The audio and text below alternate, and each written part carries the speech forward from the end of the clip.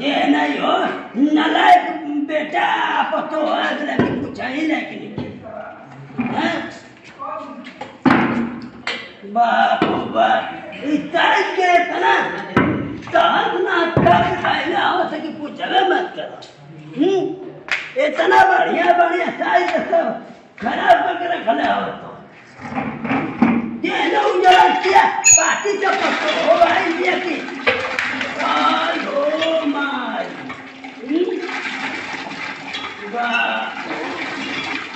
बताओ कब साइज के बुआ इतना हाथ का के रखले बड़े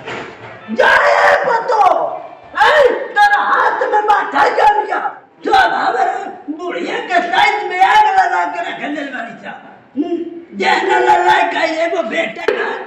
पूछाई लायक नहीं के ये इतना बढ़िया बढ़िया सामान के आता ही छोड़ के सब जंग लगा के रखले बड़ा नहीं ना हो भाई पहले इनके मजला और सुनावा का मजा एकरे में हम इतना बढ़िया बढ़िया जामन दही खात रही जहना पतो देखा दोनों के कोरे दूर देले बिया यो मरब क्या कराऊं क्या उजरा दिया पार्टी से आइला कहां जने कैसे हमरा कपारे आ गई जहना नालाय के बेटा अगर की पूछावे मत कर ओ बूढ़ी हमके छोड़ के चल बोली बिल्कुल बर्तन मजवावे खाती है सब साइज के जैसे का तैसे ऐसे का रखले है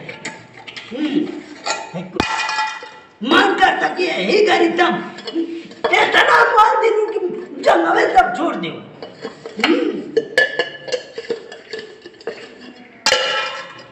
ये पतो है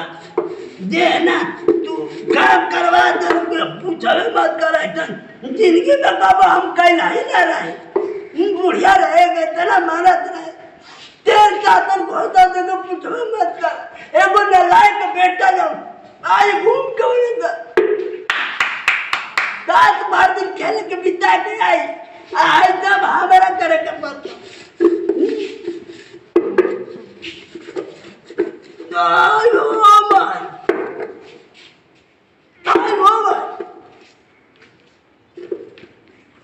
आयो माय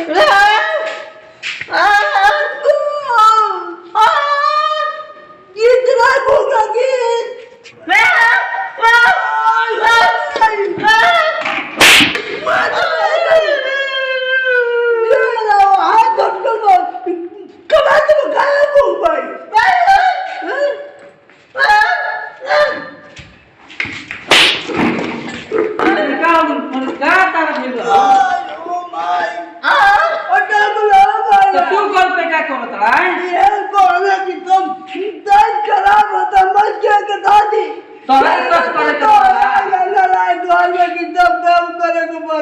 वही तो सच ना करी बुझाते नहीं के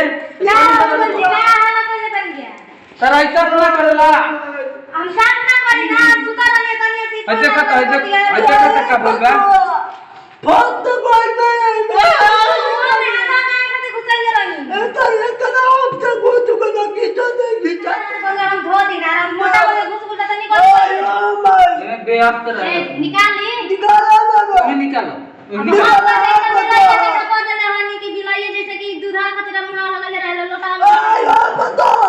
निकाली जी घीची ऐना निकल सका बिलाइए के लटा में से आप तो मुड़िया काट देले अरे भाई मत नहीं सब साथ निकालो हमारा गांव में बिलाई 2 रुपया तरह मुड़िया सब रहना तो मुड़िया काटे के पड़ा तो हाथ काट तने अगर कुछ कर आई के लेके ले वजन ले हो ले करते ना बाप तो क्या करबे में निकली ना ना भाई आता भाई कटा भाई आता गाड़ी से खाता ना इधर भाई कैसे पानी पे आए आई लोटा आयो ना भाई हॉस्पिटल में ले जाके दवाई करा दिए ठीक हो जाएगी दवाई बता तो हमरे मैं किसी कागज से कटा करके बना एक हाथ में ये कटवा दिखाओ एक तरफ की जाए रो का हम के ले कटा दिया मैं जाए बतो तुम्हारे मेहरबानी ना चाहिए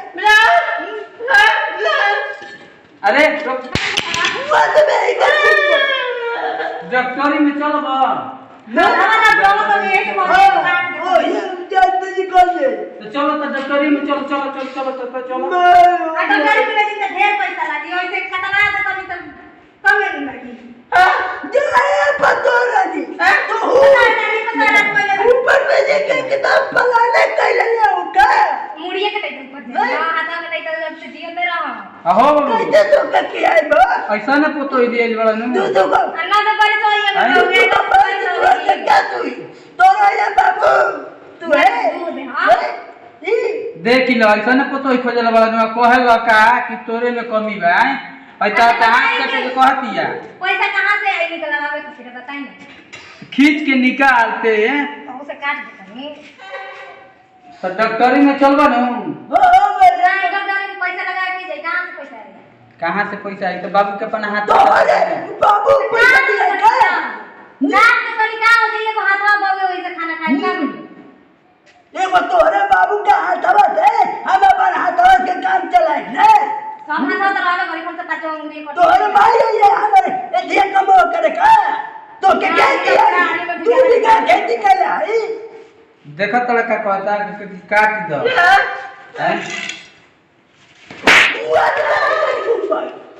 तो वो क्या करूं आओ छोड़ दो हाथ उठ कटाई ना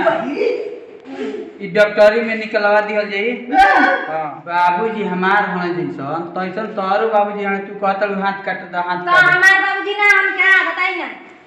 तभी बतिया तारो तो कहले ना चाहत रहला हम सोचनी कि पैसा नहीं के तो अपन काट देती जे घर ही ले जाके खोल से पट्टी मलम करवा देती ना ना ठीक बा पैसा नहीं खत्म मुंडी कटवाई दिया ना मुड़िया गाय के देखत काय हाला कइले बा अभी कहत या राम ननु देखी भैया हम प्रकाश प्रेमी रसदार भोजपुरिया कॉमेडी से बोल रहल बनी और वो सबके कॉमेडी अच्छा लगे तो लाइक सब्सक्राइब करो नमस्कार भैया हम बनी बिंता कुमारी लेकिन जाए से ना करे के चाहिए अगर कि बूढ़ पुरानिया भानी जाए तो ले जाके हॉस्पिटल के काम होई तो हॉस्पिटल में करा दी जा नहीं तो घरे जोन मुखे वाला बकरा के घरे कोनो करी काम मत करिया हाथ में डिब्बा फंस गई कैसे निकली बताई दे रवि सब निकली थोड़ा करा के कमेंट में बताई कमेंट में बताए भैया हम सबको प्रणाम करते हैं सारा श्रोता लोग है ऐ कैसे जीवन निकले भैया इनके कमेंट में बताए जरूर भैया हां ऐसा ना हो के चाहे कि सब्सक्राइब जरूर ध्यान करी प्रणाम